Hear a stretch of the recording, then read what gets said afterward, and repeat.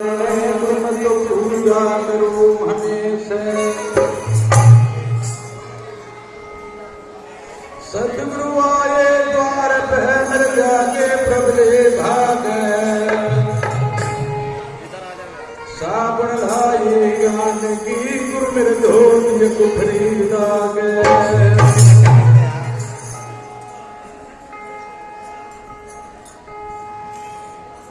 देखिए जितनी भी दूर दराज से सतगुरु की प्यारी शासन बताई है सभी सत्संग का आनंद ले रहे हैं, लेकिन शोर जाता है। अरे बच्चों को नया शांत कर देना, ये बच्चे ये धमका दो यार एक बार। हमारे इनका तो गाने हो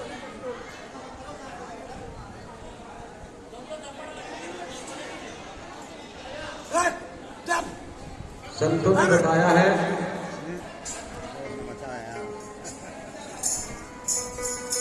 इस मनुष्य के सत्संग सुनने से ही इसके भाग्य बदल जाते हैं, इसकी किस्मत पलट जाती है। सत्संग की आती घड़ी तब के बरस हजार तो भी बराबर ना है, संतों ने किया विचार। जो गुरु के सत्संग में मनन करता है, वाणी को उस पे चिंतन करता है, गुरु के बताए मार्ग पे चलता है, तो उसी जीव का कल्याण होता है। नहीं तो सत्संग पूरी पूरी रात सुने बैठते हैं, एक दूसरे से बात करते रहे, ना सत्संग उसका रहता ना उसका रहता।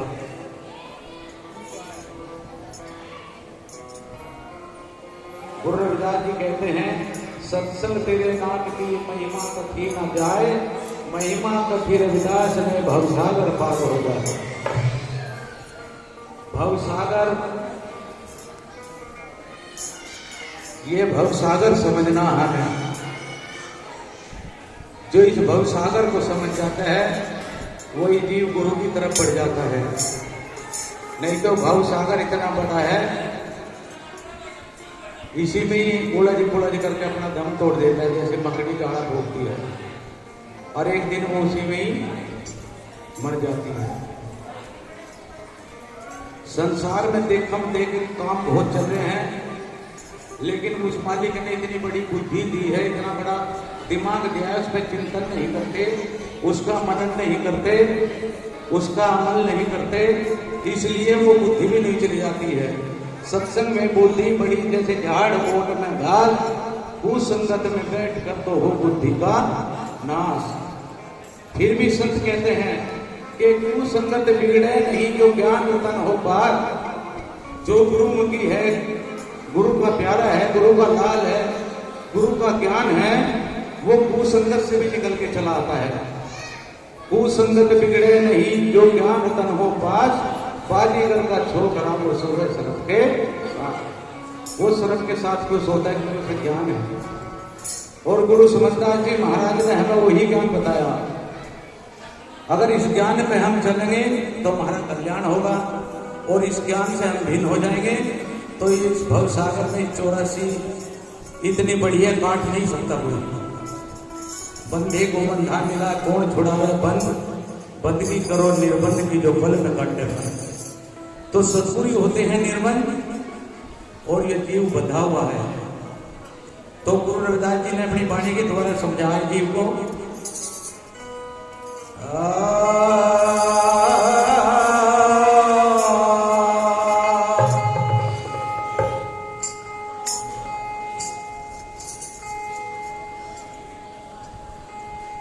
सतगुरु मोक्ष करावण आए, दाता मोक्ष करावण आए।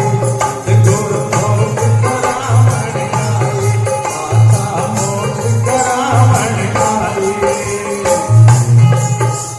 मोक्ष करावण आए, सतगुरु मोक्ष करावण आए। सतगुरु मोक्ष करावण आए, दाता मोक्ष करावण आए।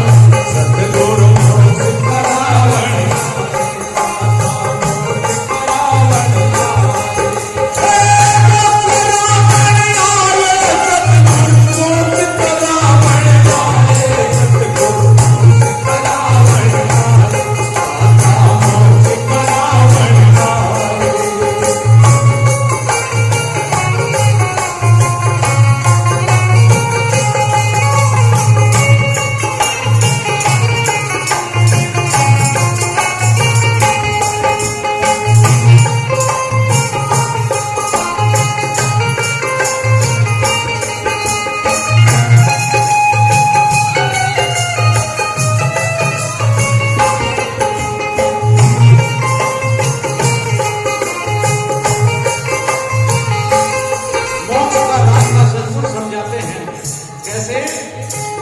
उन्होंने विधि बताई। आशीष संतोष विसरता देख सच्चा मन समझाए।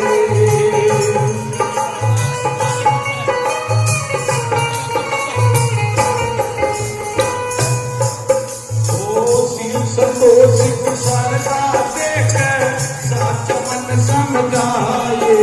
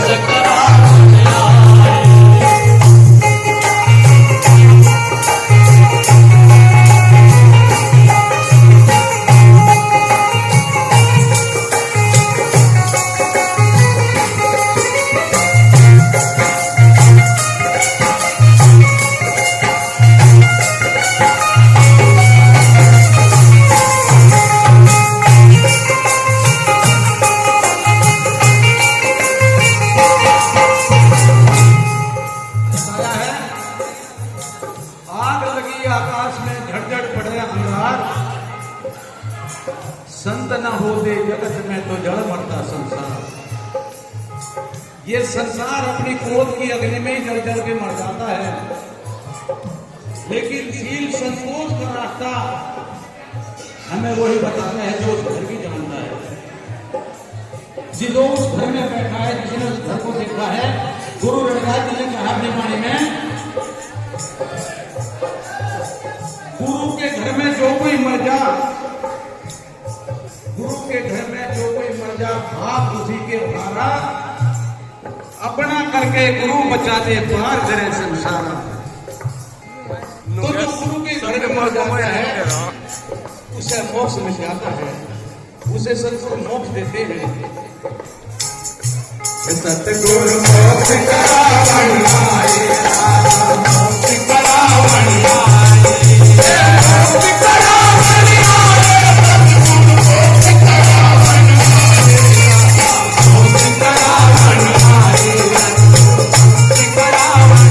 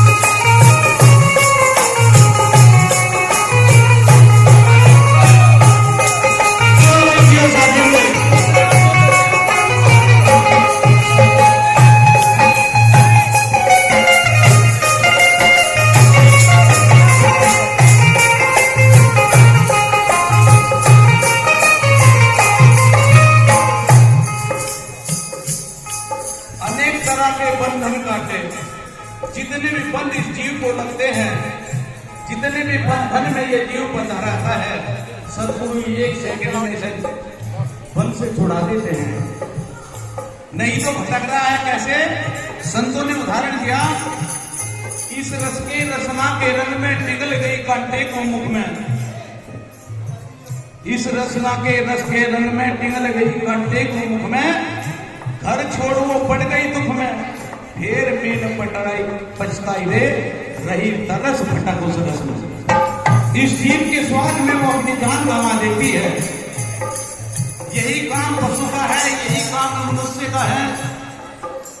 लेकिन मनुष्य सेवा करके, अपना दान करके, अपनी कमाई का दान करके, भजन बंदगी करके, संतों की सेवा करके यो मोक्ष का रास्ता पा लेता है, क्योंकि उसे ही वो क्षमता मिली है। अन्य संसार में जीव बहुत है, जिधर को देखो जीव ही जीव है, लेकिन वे मोक्ष नहीं पा सकते, क्योंकि वो 84 है। हर मनुष्य 84 से बाहर हो जाता है, क्योंकि जो गुरु वचन पे डट गए कट गए, अध 84 के 84 से जब निकलेगा, जब गुरु की शरण में पहुंचेगा। सतगुरु मोक्ष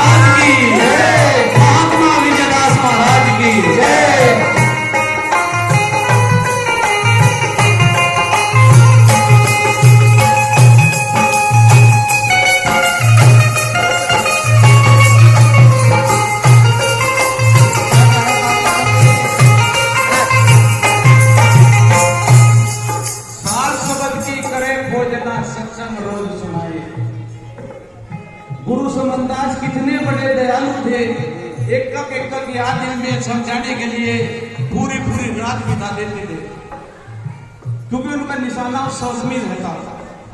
गुरु रविदास जी ने भी कहा अपनी वाणी में, कोई कोई रे साधु जाने शब्द की घोर, जो इस साल शब्द पे टिक जाता है वो गुरु की तरफ पहुंच जाता है, उसे गुरु मोक्ष देते हैं। और जो साल शब्द से भिन्न हट करके हो जाता है, दूर चला जाता है, तो उसे कहीं ठिकाना नहीं मिलता। कहा भी वाणी में, मन जिसका हो डोल उसका नहीं ठिकाना हो, कभी तीर्थ में, कभी व्रत में, कभी पड़खंड में हो, मन अडोल जिसका हो उसे सही ठिकाना हो, क्योंकि ये मन चलायमान है। ये मन भक्ति की तरफ बहुत कम लगता है, जो इधर उधर के झगड़े में जाते रहता है। लेकिन इसका भी तरीका बताया गुरु महाराज ने, मन गया से जान दे, पैरों से मत जाए, जो पैरों से जाएगा तो सौ धक्के खाएगा। शरीर अगर यहाँ बैठा है, मन घूम रहा, कहीं घूमने दे, वो थक थका कपड़े धो रही आ जाएगा। इस शरीर के बिना वो कुछ नहीं कर सकता। इसलिए गुरु समझाते हैं,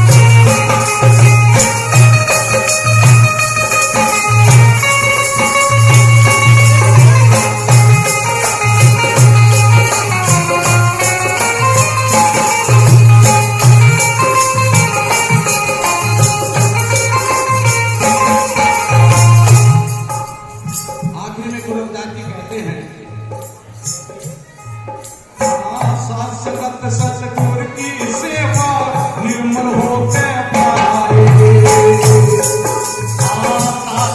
सतगुर की सेवा निर्मल होते पाए। संगत सतगुर की सेवा निर्मल होते पाए।